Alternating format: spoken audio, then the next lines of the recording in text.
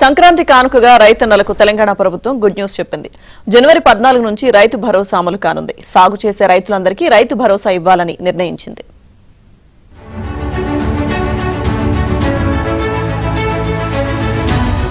తెలంగాణ సచివాలయంలో deputy CM Bhatti Vikramarka నేతృత్వంలో cabinet sub committee సమావేశమైంది. సమావేశానికి మంత్రులు తుమ్మల నాగేశ్వరరావు, పొంగులేటి శ్రీనివాసరెడ్డి, దుద్దేళ్ల శ్రీధర్ బాబు హాజరయ్యారు. రైతు భరోసా విధి విధానాల ఖరారుపై సుదీర్ఘంగా చర్చించారు. రైతు భరోసా ప్రతిపాదనలు సిద్ధం చేశారు.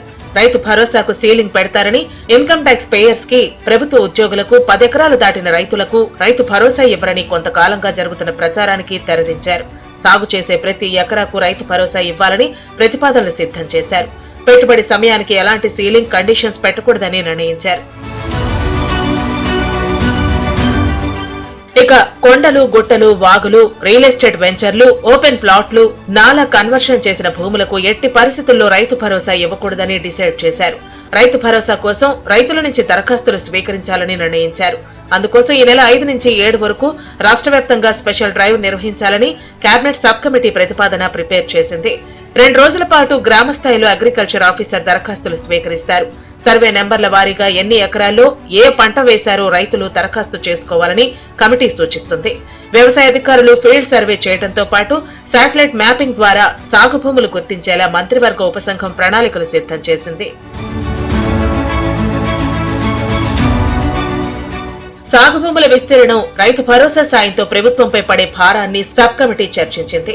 ఇప్పటి వరకు రాష్ట్రంలో 1,53,00,000 ఎకరాలకు రైతు బంధు ఇచ్చారు. అందులో కొండలు, గుట్టలు, వెంచర్లకు రైతు బంధు ఇవ్వటం వల్ల దాదాపు 20,000 కోట్ల రూపాయల ధనం అనర్హుల ఖాతాల్లోకి వెళ్లిందని గుర్తించారు.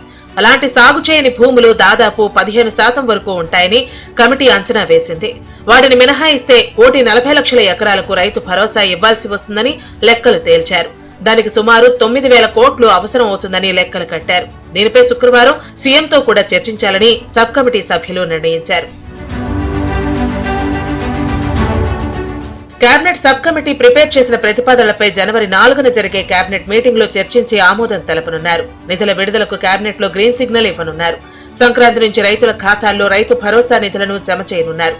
ఎకరాకు 7,500 చొప్పున ఏడాదికి 2 సార్లు రైతులకు పెట్టుబడి సహాయం అందించనున్నారు.